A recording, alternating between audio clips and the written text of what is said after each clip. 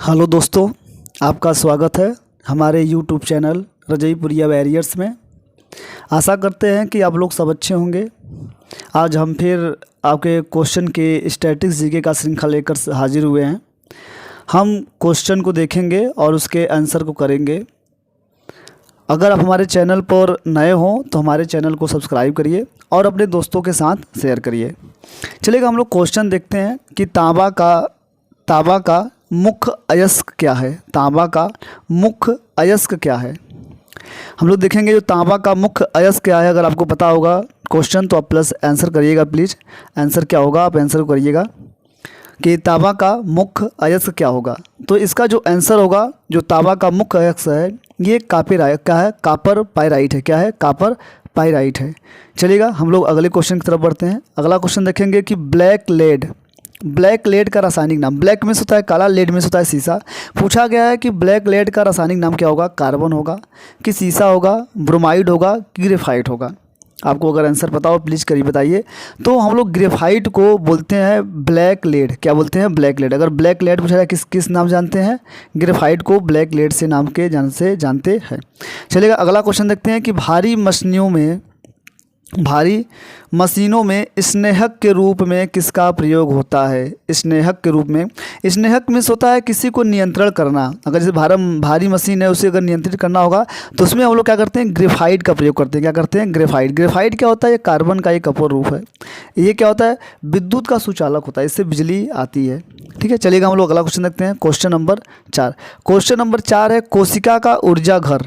कोशिका का ऊर्जा घर किसे कहा जाता है? कोशिका का ऊर्जा घर किसे कहा जाता है? मतलब कि पावर हाउस। जिसे हम लोग ऊर्जा मीन्स क्या होता है? Energy of power house. अगर पूछा जाए एनर्जी ऑफ पावर हाउस किसे, मतलब कोशिका का पावर हाउस किसे कहा जाता है, तो माइटोकॉन्ड्रिया जो होता है, माइटोकॉन्ड्रिया जो होता है वो क्या होता है? कोशिका का क्या होता है? कोशिका क्या होता है? ऊर्जा घर होता है, जिसे इंग्लिश में बोलते हैं हम लोग क्या बोलते हैं? Power house. चलिएगा, अगला कारण करेंगे हम लोग। क्वेश्चन देखेंगे, फेफड़े का मुख्य कार्य क्या होता है। फेफड़े का मुख्य कार्य क्या होता है? पाचन करना होता है कि रक्त को शुद्ध करना होता है कि ऑक्सीजन को रक्त में प्रवाहित करना है कि अवशोषण करना हो। प्लीज़ अगर आपको आंसर पता हो प्लीज़ आंसर को आप करिए। तो देखिए, फेफड़ों क्या होता है? रक्त को क्या होता है? वो मुख्य कार्य, उसका जो मुख्य कार्य होता है वह ऑक्सीजन को रक्त में प्रवाहित करता है। क्या होता है? शुद्ध कर लेगा, रक्त का शुद्ध करके क्या करेगा? ऑक्सीजन को रक्त में प्रवाहित कर देता है। तो इसका आंसर क्या हो जाएगा? सी हो जाएगा। पाँचवा का सी हो जाएगा। चलिएगा, अगला क्वेश्चन देखते हैं हम लोग कि मास्टर ग्लैंड। क्वेश्चन नंबर है कि मास्टर ग्लैंड किसे कहते हैं। मास्टर ग्लैंड को हम लोग हिंदी में बोलते हैं, मतलब कि मास्टर ग्रंथि किसे कहते हैं, जिसे इंग्लिश में बोलते हैं पिट्यूटरी ग्लैंड। क्या बोलते हैं? पीयूष ग्रंथि। इंग्लिश में बोलते हैं हम लोग पिट्यूटरी ग्लैंड या पीयूष ग्रंथि। तो पीयूष ग्रंथि क्या होता है? या मस्तिष्क में मिलता है। पीयूष ग्रंथि, इसका आंसर होगा पीयूष ग्रंथि। इसे हम लोग मास्टर ग्रंथि कहते हैं, जो पूरे हार्मोन्स को क्या करता है? कंट्रोल करता है। देखेंगे पीयूष ग्रंथि क्या होता है? मटर के दाने के आकार के जैसा होता है। यह मस्तिष्क के क्या होता है? पीछे वाले भाग में स्थित होता है। कहता है पीछे भाग स्थित होता है। चलिएगा, अगला क्वेश्चन देखते हैं हम लोग। अगला क्वेश्चन देखेंगे विटामिन B6 का रासायनिक नाम क्या होगा। विटामिन B6 का रासायनिक नाम क्या होगा? पाइरिडॉक्सिन होगा कि थायमीन होगा कि राइबोफ्लोविन होगा कि निकोहीमाइड होगा। अगर आपको आंसर पता हो प्लीज़ आंसर करिएगा। चलिएगा, आंसर देखेंगे, इसका होगा पाइरिडॉक्सिन। क्या होगा? पाइरिडॉक्सिन होगा। थायमीन क्या होता है? किसका नाम होता है? विटामिन बी का नाम होता है। राइबोफ्लेविन किसका होता है? निकोमाइड क्या होता है? ये सब होते हैं कि पाइरिडॉक्सिन जो होता है विटामिन B6 का होगा। चलेगा, हम लोग अगला क्वेश्चन देखते हैं। अगला क्वेश्चन कह रहा है कि भारत में इंटरनेट की शुरुआत कब हुई थी। भारत में इंटरनेट की शुरुआत कब हुई थी? कि 1885 में हुआ था कि 1901 में हुआ था कि 1986 में हुआ था कि 1985 में। आपको बता दें, भारत में जो इंटरनेट की शुरुआत की गई थी वह 1995 में। कब किया गया था? 1995 में किया गया था। चलिए, अगला क्वेश्चन देखते हैं। अगला क्वेश्चन कर रहा है कि राष्ट्रीय सूचना विज्ञान केंद्र की स्थापना कब हुई थी। 1955 में हुआ था कि 1965 में हुआ था कि 1970 में कि 1988 में। प्लीज़ अगर आपको आंसर पता हो प्लीज़ आंसर करिएगा। तो बता दें कि जो राष्ट्रीय सूचना विज्ञान केंद्र है उसकी स्थापना 1977 में की गई थी। कब की गई थी? 1977 में की गई थी। चलिएगा, अगला क्वेश्चन देखते हैं हम लोग। अगला क्वेश्चन देखते हैं, भारत में सेलुलर फ़ोन कब प्रारंभ किया गया था।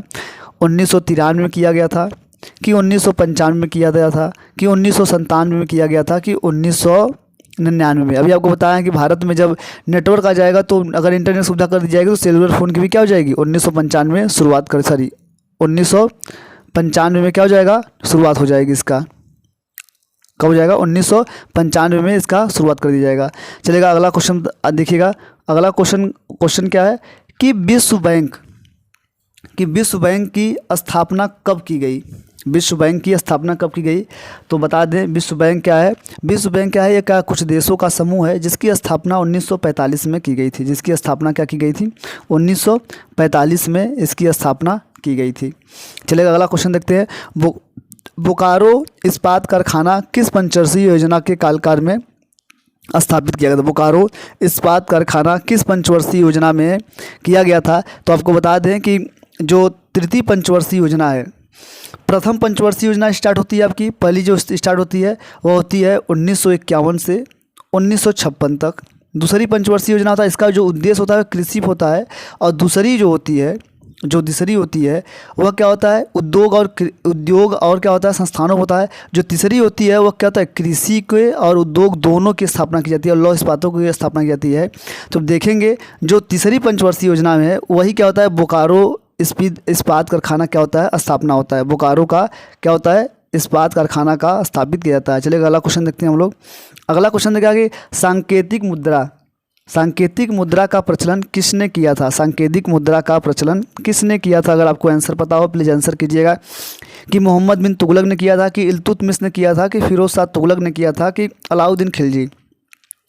तो आपको बता दें कि जो सांकेतिक मुद्रा है उसका प्रचलन मोहम्मद बिन तुगलक ने किया था। MBT किसने किया था? मोहम्मद बिन तुगलक ने किया था। यह एक ऐसी मुद्रा थी जो क्या था कि सांकेतिक रूप में ये क्या होता है कि अच्छा ये क्या है कि यह तुगलक वंश का सबसे क्या होता था कि यह सबसे पढ़ा लिखा था, और पढ़ा लिखा होने के बावजूद इसकी जो शासन थी बहुत बेकार व्यवस्था चली थी, और यह अपने शासन में एक अच्छा काम भी नहीं कर सका।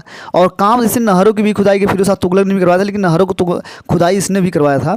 लेकिन ये क्या है कि जो सांकेतिक मुद्रा का जो प्रचलन है वो मोहम्मद बिन तुगलक ने ही करवाया था।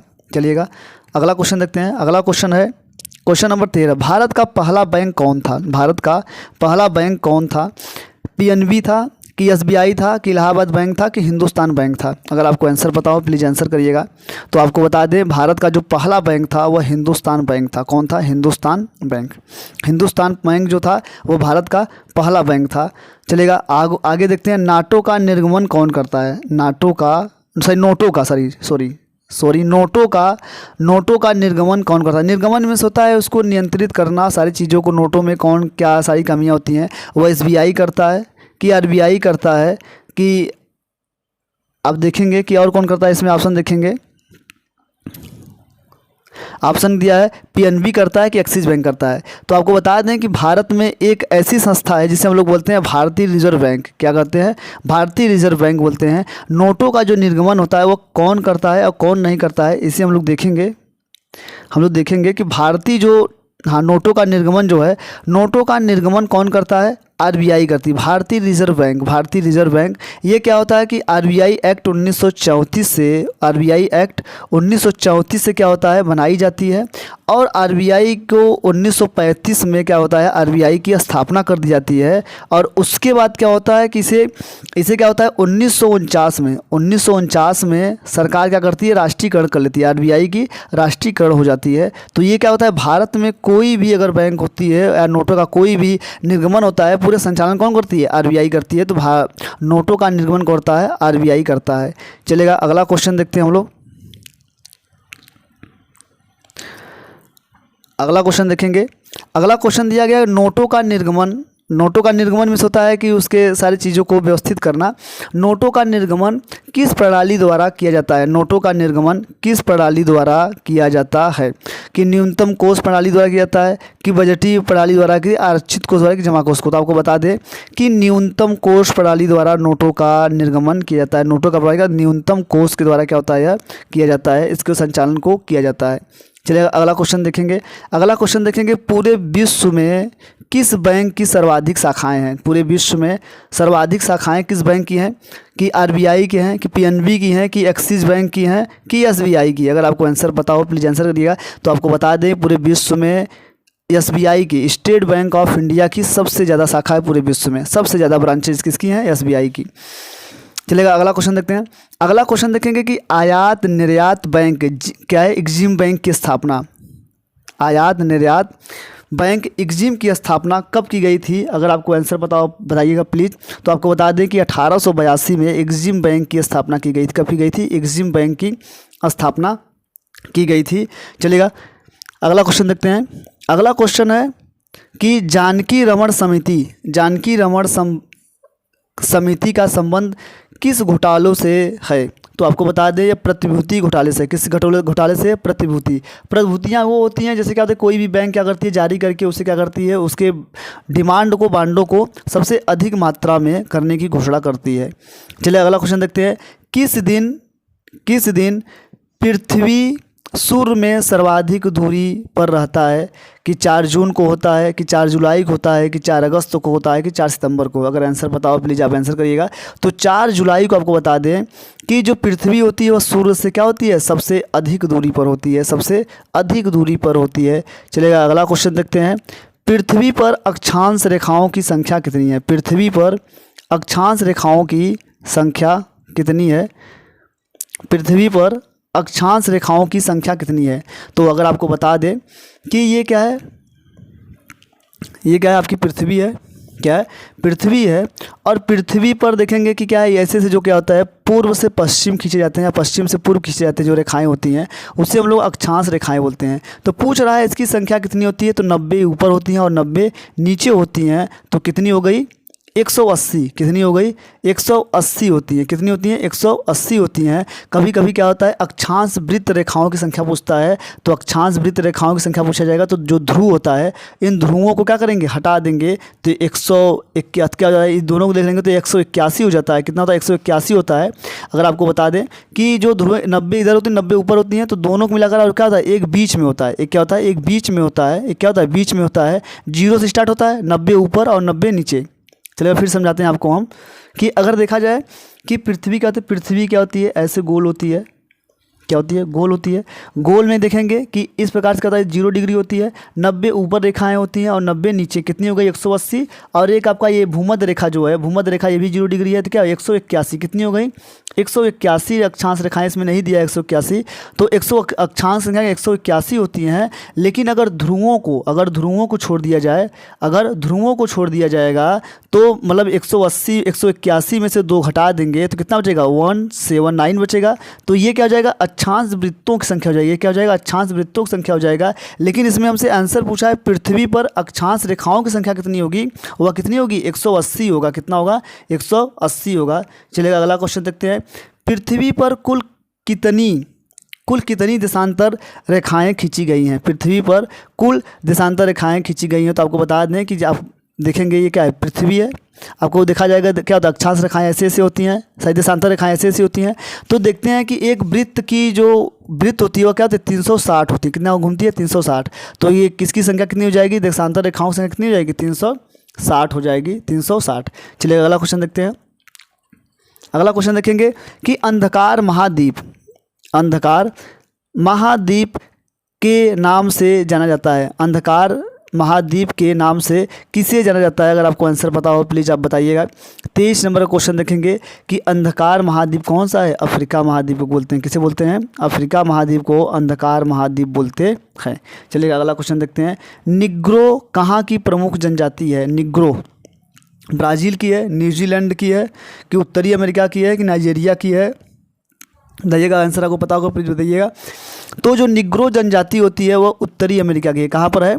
उत्तरी अमेरिका की है। विश्व का, चलिए अगला क्वेश्चन देखते हैं कि विश्व का सबसे छोटा महाद्वीप कौन सा है? विश्व का सबसे छोटा महाद्वीप कौन सा है? अगर आपको आंसर पता हो बता दिए। कि जानते हैं पूरे विश्व में कुल 7 महाद्वीप हैं। कुल कितने महाद्वीप हैं? 7 महाद्वीप हैं। देखेंगे एक महाद्वीप हमारा उत्तरी अमेरिका हो गया, एक महाद्वीप देखेंगे, ये उत्तरी अमेरिका हो गया, ये क्या हो जाएगा दक्षिणी अमेरिका हो जाएगा, और ये अफ्रीका हो जाएगा, ये वाला क्या हो जाएगा अफ्रीका हो जाएगा, यहाँ पर क्या हो जाएगा यूरोप, ये एशिया हो जाएगा, और यहाँ पर ऑस्ट्रेलिया हो जाएगा, ये नीचे का है अंटार्कटिका और क्या अटलांटिका। तो मतलब कुल 7 महाद्वीप हैं। कुल कितने महाद्वीप हैं? 7 महाद्वीप हैं। और सबसे छोटा पूछा जाएगा तो ऑस्ट्रेलिया है, और सबसे बड़ा पूछा जाएगा तो एशिया महाद्वीप है। कौन सा है? एशिया महाद्वीप है। तो आंसर आपका है सबसे छोटा महाद्वीप कौन सा है आपका? ऑस्ट्रेलिया महाद्वीप है, और सबसे बड़ा एशिया महाद्वीप है। चलिए अगला क्वेश्चन देखते हैं। अगला क्वेश्चन देखा है कि the shape of the beast. The shape of beast क्या होता है? द शेप ऑफ बिस्ट किसकी कृति या किसकी रचना है? अगर आपको हमारी श्रृंखला अच्छी लग रही हो तो हमारे चैनल को सब्सक्राइब करिए और अपने दोस्तों के साथ शेयर करिए। चलिए अगला देखते हैं क्वेश्चन। हम लोगों का क्वेश्चन है कि the shape of the beast, the shape of beast किसकी कृति है? अरुंधति राय की है, कि दीपक चोपड़ा की है, कि महेश वर्मा की है, कि जॉन क्रिस्टन की है। अगर आपको आंसर पता हो प्लीज़ आंसर करिएगा। तो आपको बता दे ये किसकी रचना है? अरुंधति राय की। किसकी रचना है? अरुंधति राय की है। चलिए अगला क्वेश्चन देखते हैं हम लोग। अगला क्वेश्चन देखा है कि माउंटबेटन योजना का उद्देश्य क्या था? स्वायत्तता लाना था, कि उद्योग का विकास करना था, कि शिक्षा का विकास करना था, कि भारत का विभाजन करना था? तो आपको पता होगा कि लॉर्ड माउंटबेटन योजना जो आई थी वह 1946 में आई थी, और वो 1947 में भारत का विभाजन भी कर दिया था। क्या कर दिया था? भारत का विभाजन। चलिए अगला क्वेश्चन देखते हैं हम लोग। अगला क्वेश्चन देखेंगे, परमहंस रामकृष्ण परमहंस का वास्तविक नाम क्या था? महेश भट्ट था, कि मुंशी पांडे था, कि विष्णु पांडे था, कि गदाधर चट्टोपाध्याय था? तो आपको बता दें कि रामकृष्ण परमहंस का जो वास्तविक नाम था वह था गदाधर चट्टोपाध्याय। चलिएगा अगला क्वेश्चन देखते हैं कि सी यू की किसकी द्वारा लिखी गई है? सी की किसके द्वारा लिखी गई है? फायान के द्वारा लिखा गया है, कि हीनयान के द्वारा लिखा गया है, कि ह्वेन-सांग, कि इनमें से कोई नहीं? तो आपको बता दें कि सी एक पुस्तक है जो क्या है किसके द्वारा रचित की गई है? ह्वेन-सांग के द्वारा रचित गई है। इसमें ह्वेन-सांग ने पूरे भारत की यात्रा के बारे में क्या है वर्णन किया गया है, भारत में किस प्रकार से यात्रा किया है, ये सारी चीज़ें किस में की गई हैं? आपको सी किंग में ये सारी रचनाएं की गई हैं। अगर आपको हमारे श्रृंखला समझ में आ रहा हो और हमारे क्वेश्चन को आप समझ रहे हो तो हमारे चैनल पर अगर नए हो तो हमारे चैनल को सब्सक्राइब करिए और अपने दोस्तों के साथ शेयर करें। चलिएगा हम लोग देखते हैं अगला क्वेश्चन कि शाह आलम द्वितीय किसके काल में मुगल सम्राट था? शाह आलम द्वितीय किसके काल में मुगल सम्राट था? लॉर्ड विलियम बेंटिंक के शासन काल में था, कि माउंटबेटन के काल में था, कि रॉबर्ट क्लाइव के काल में था, कि लॉर्ड रिपन के? तो आपको बता दें कि जो शाह आलम द्वितीय था वो क्या था? लॉर्ड क्लाइव के कार्यकाल में क्या था? वह सम्राट था। चलिएगा अगला क्वेश्चन देखते हैं कि द्वैध शासन की व्यवस्था कब समाप्त की गई? द्वैध शासन की व्यवस्था कब समाप्त की गई? 1772 में समाप्त की गई, कि 1774 में समाप्त की गई, कि 1776 में, कि 1778?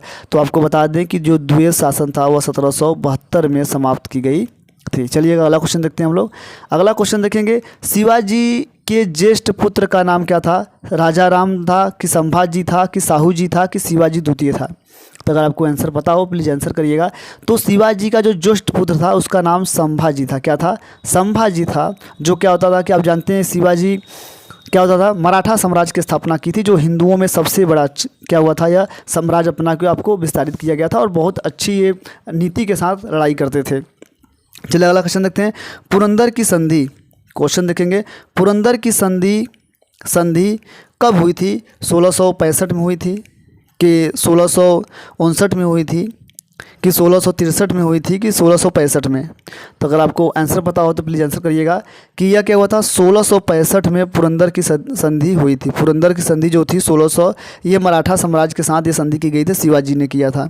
चलिएगा अगला क्वेश्चन देखते हैं कि मुगल काल का अंतिम शक्तिशाली सम्राट कौन था? मुगल काल का अंतिम शक्तिशाली सम्राट कौन था? अगर आपको आंसर पता हो प्लीज़ आंसर करिएगा। मोहम्मद शाह था, कि औरंगजेब था, कि जहांदार शाह था, कि बहादुर शाह फर्स्ट था? प्लीज़ अगर आपको आंसर पता हो तो आंसर करिएगा। 34 नंबर करिएगा। 34 देखेंगे कि जो मुगल काल का अंतिम सम्राट था वो औरंगजेब था। कौन था? औरंगजेब। चलेगा हम लोग फिर देखते हैं कि शून्यकाल, आंसर देखेंगे कि शून्यकाल का विकास किस दार्शनिक द्वारा किया गया था? नागार्जुन कि वसुबंधु कि भद्रबाहु कि स्थूलभद्र? आपको बता दें जो शून्यवाद का अस्तित्व आया वह नागार्जुन ने दिया था। किसने दिया था? नागार्जुन ने दिया था। चलिए अगला क्वेश्चन देखते हैं। अगला क्वेश्चन देखेंगे समुद्रगुप्त को भारत का नेपोलियन किसने कहा था? भारत का नेपोलियन किसने कहा था? वेलेंटाइन सिरोल ने किया था कि B.A. स्मिथ ने किया था कि हालबेल कहा था कि डिजरैली ने किया था? तो आपको बता दें कि जो समुद्रगुप्त था अपने कार्यकाल में एक भी युद्ध नहीं है, 17 युद्ध लड़े थे, 17 युद्ध में से कोई भी युद्ध ना हारा था। और जैसे नेपोलियन था अपने उम्र में जीतता हुआ था, ऐसे ही भारत का जो नेपोलियन कहा गया इसे समुद्रगुप्त को कहा जाता है। और ये B.A. स्मिथ ने, किसने? B.A. स्मिथ ने समुद्रगुप्त को भारत का नेपोलियन कहा था। चलिए अगला क्वेश्चन देखते हैं कि हिजरी संवत कब से शुरू हुई? हिजरी संवत कब से शुरू हुई? या 622 ईस्वी से 622 ईस्वी से क्या किया गया? हिजरी संवत स्थापित किया गया। चलिए अगला क्वेश्चन देखते हैं कि फ्री जोन शब्द किससे संबंधित है? फ्री जोन शब्द किससे संबंधित है? अगर आपको पता होगा आंसर प्लीज़ करिएगा। फ्री जोन शब्द किससे संबंधित है, किस खेल से संबंधित है? तो खो खो से। किससे है? खो खो से। ठीक है, चलिएगा क्वेश्चन नंबर 38 हो गया। 39 नंबर देखते हैं कि अनवरत योजना को किस नाम से जाना जाता है? अनवरत योजना को किस? तो आपको बता दें कि अनवरत योजना क्या की गई थी? यह 1978 में स्टार्ट की गई थी। जब इंदिरा गांधी की सरकार गिरी तब 1978 में जनता पार्टी की सरकार बनी और पंचवर्षीय योजनाओं को बंद करके उन्होंने अनवरत योजना चलाया गया, जिसे हम लोग इंग्लिश में बोलते हैं रोलिंग योजना। किसे? रोलिंग योजना बोलते हैं। चलिएगा अगला क्वेश्चन देखते हैं हम लोग। अगला क्वेश्चन देखते हैं क्वेश्चन नंबर 40। विश्व पर्यावरण दिवस कब मनाता है? आपको पता होगा ये 5 जून को मनाया जाता है, ये तो सबको पता है होगा। चलिए अगला क्वेश्चन देखते हैं कि पिट्स इंडिया एक्ट किस वर्ष पारित हुआ? पिट्स इंडिया एक्ट किस वर्ष पारित हुआ? 1784 में पिट्स इंडिया एक्ट पारित किया गया। चलिए अगला क्वेश्चन देखते हैं कि विश्व बैंक की स्थापना कहाँ की गई? विश्व बैंक की स्थापना कहाँ की गई? अगर आपको आंसर पता होगा तो बताइएगा कि वाशिंगटन DC में किया गया, कि जनेवा में किया गया, कि कहारिया में किया गया, ब्रुसेल्स में किया? तो वाशिंगटन में क्या हुआ? इसकी स्थापना की गई और इसका मुख्यालय भी विश्व बैंक का वाशिंगटन DC में ही है। चलिएगा अगला हम देखते हैं। लास्ट क्वेश्चन है आपका, भारत में सहकारी बैंक का स्तर कैसा है? भारत में सहकारी बैंक का स्तर कैसा है? कि एक स्तरीय है, कि द्विस्तरीय है, कि त्रिस्तरीय है, कि इनमें से कोई नहीं? तो आपको बता दें भारत में जो सहकारी जो कोऑपरेटिव बैंक होती हैं वह त्रिस्तरीय होती हैं। कैसी होती हैं? त्रिस्तरीय होती हैं। चलिएगा ये आज की हमारी स्टैटिक्स जीके का श्रृंखला थी। अगर आपको अच्छा लगा हो तो आप हमारे चैनल को सब्सक्राइब करिए और अपने दोस्तों के साथ शेयर करिएगा। धन्यवाद, थैंक यू।